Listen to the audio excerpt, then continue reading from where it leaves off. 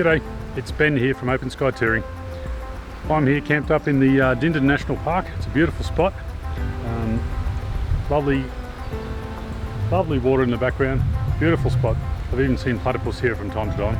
I just thought we'd take a quick look at the new bracket from RacksBrax.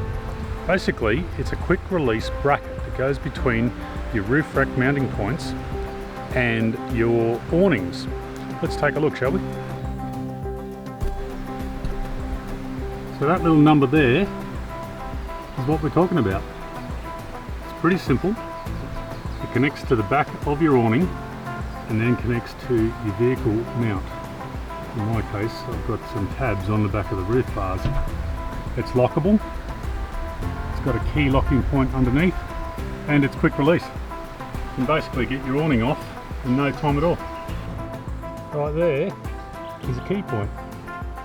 So that little pin there pulls out, goes back in, and then you turn the key and locks it in place. Ingenious. When you get home and you finish that camping trip and you want to pull your awning off, it's simply a matter of pulling the pin, lifting off the awning and putting it in the shed out of the way. Brilliant idea.